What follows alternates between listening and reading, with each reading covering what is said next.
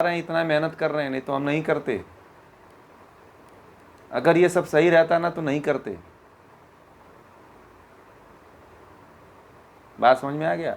इसीलिए बहुत से ऐसे लोग हैं जो वही वही जो गलती है, जो गलत चीज़ है डाली गई है, घुसाई गई है, लोगों को पढ़ा करके उनको जीवन भर उनको मूर्ख बनाते रहते हैं, और वो भी उल्टे सीधे प्रचार करते रहते हैं जो उनको पढ़ लेते हैं अपने गुरु के द्वारा।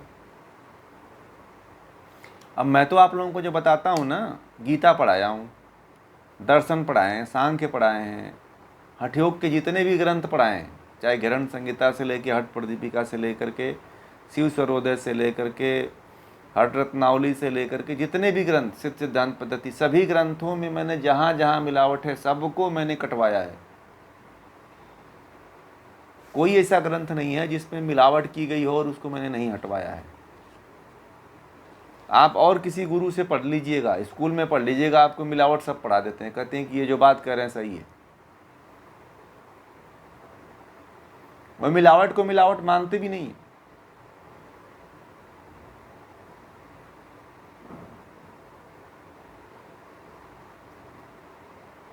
समझ रहे हैं बात को?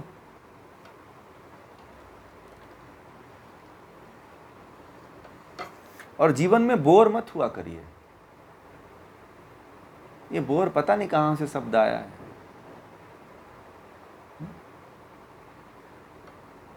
बोर का मतलब तो रुचि कौन मांगता है?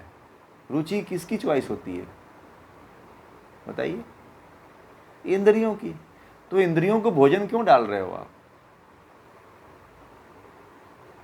आप यहीं पे सांख्य का उदाहरण लो।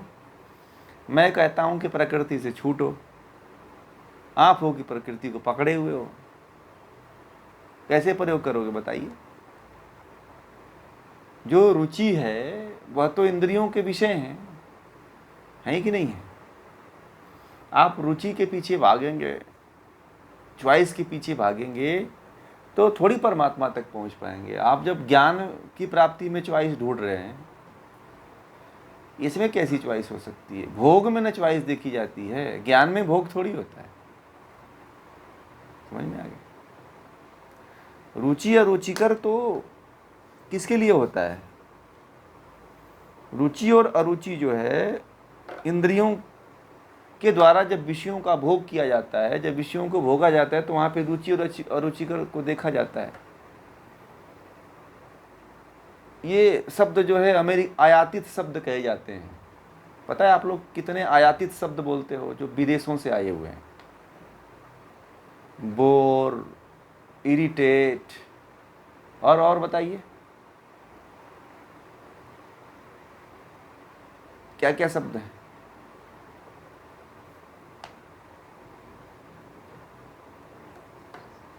हाँ, स्ट्रेस भी होगा। हाँ, ये भी है।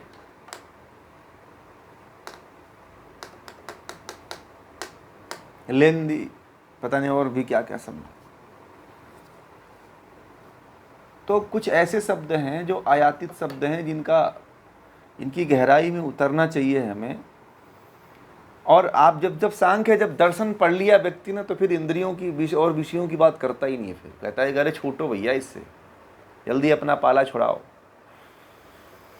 जब आप इंद्रियों के विषयों को भोग देना बंद कर दोगे ना, आनंद देना बंद कर दोगे, उस दिन आप अपने तरफ लौटोगे ना।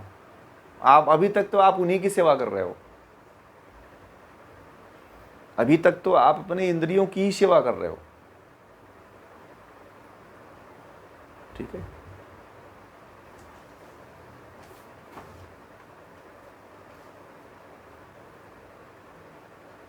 तो उनको ज़्यादा आराम मत दीजिए, उनके लिए कार्य मत करिए। वो बोलिए, उनको बोलिए कि तुम हमारे लिए काम करो।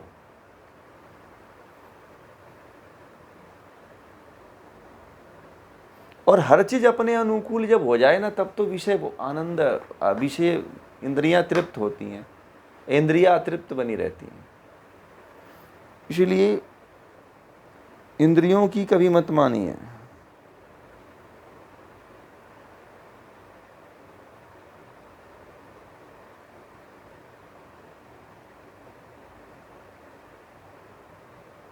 ये गाना है ना, एक सूफी गाना है कि उसकी बात मत मानियो, क्या नाम है,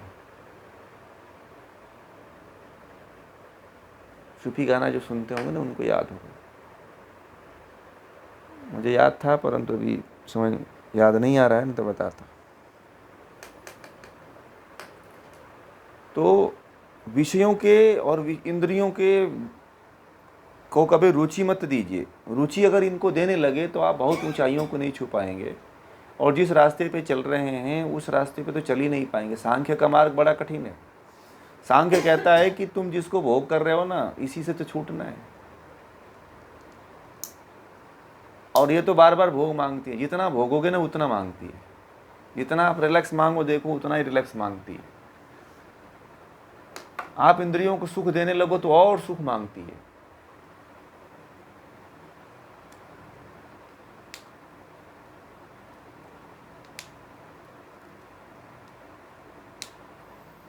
इसलिए सांख्य पढ़ने में देखिए, अब मैं तो 1-1.5 घंटा पढ़ाता हूँ परंतु कोई हिलता ही नहीं है। सब लोग, कोई काम ना हो तो लोग सुनते ही रहते हैं। जिनका काम होता है वो फिर चले जाते हैं, लेफ्ट होते चले जाते हैं। और मैं कोई ऐसी बात बताता भी नहीं हूँ, और मैं कोई इंटरेस्टिंग अभी उस तरह का लेक्चर देता भी नहीं हूँ। केवल आत्मा परमात्मा से संबंधित ही बातें करता हूँ, और ज़्यादा उसमें कोई मैं जोक्स भी नहीं डालता हूँ कि लोगों को मज़ा आए। मज़ा लेने के लिए नहीं पढ़ाया जाता है। देखिए, ज्ञान का मतलब है कि आप उसके प्रति तटस्थ हो सकें, एकाग्र हो सकें। जब उसी को बताया जाएगा, अगर मान लीजिए कि आपको तरह तरह से आपको उसमें हर व्यक्ति के अनुकूल बात कही जाने लगी तो फिर आप, मेरा इसमें कुछ नहीं होगा, आपका ज़्यादा नुकसान हो जाएगा। ठीक है, आपका ज़्यादा नुकसान ये हो जाएगा कि आप जहाँ पे पहुँचना चाहते हो वहाँ नहीं पहुँच पाओगे। ठीक है, आप जिस ध्येय से आए हो ना कि मैं जो है ज्ञान प्राप्त करूँगा या ज्ञान के विषय में जानूंगा, आत्मा को जानूंगा, परमात्मा को जानूंगा, वहाँ तक नहीं पहुँच पाओगे। भटकने के लिए तो आपने बहुत तरह के रास्ते ढूंढ रखे हैं, एक थोड़ी हजारों रास्ते ढूंढ रखे हैं। सुबह से ले शाम तक आप जो है क्या आपके पास है, आपके पास अपने आप को उलझाने के लिए, अपने आप को बहलाने के लिए तरह तरह के रास्ते आपने रखा हुआ है।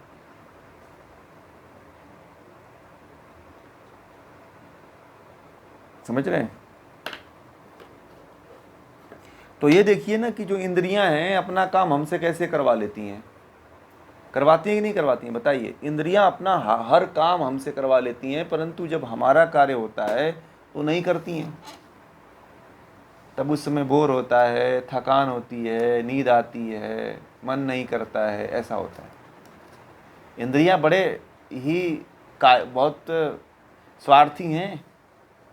जब आपका काम आता है तो आपका साथ नहीं देती हैं। देखिए, आप आपके शरीर में रहते हुए ही आपकी इंद्रियां आपके साथ नहीं हैं।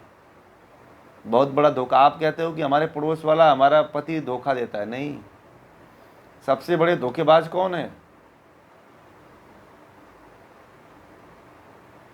आप लोगों की इंद्रियां ही हैं। जो आप सही काम में चलो तो देखना उस दिन से वो उसको नींद आएगी, मन नहीं करेगा, तबीयत खराब हो जाएगी, बुखार आ जाएगा, पैर दुखेगा, कमर दुखेगी, सब होता है, और आप उन्हीं की मान लेते हो।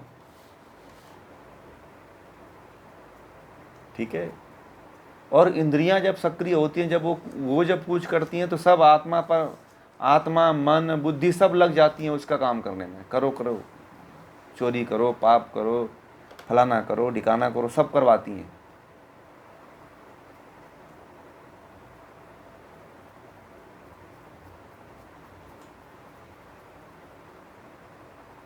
इसलिए इंद्रियों को अपना मित्र मत मानिएगा, ना आपकी हित ऐसी हैं, ध्यान रखिएगा। हमेशा आपको धोखा देती हैं, हमेशा।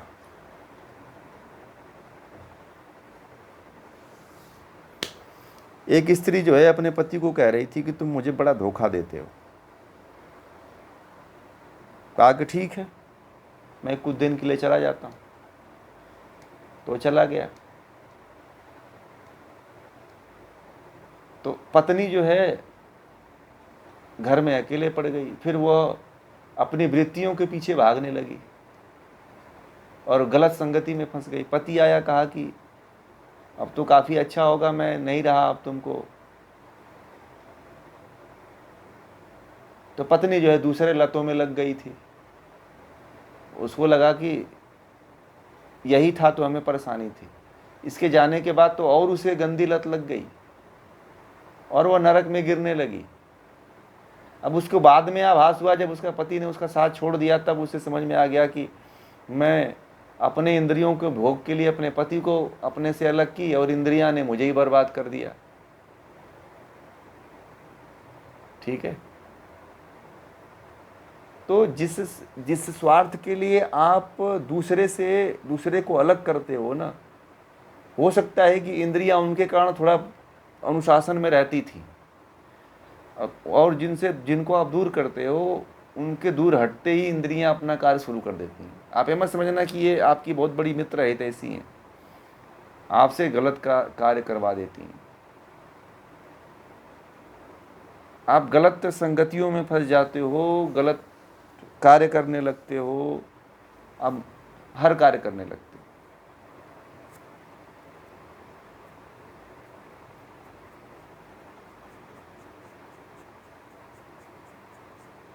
ठीक है।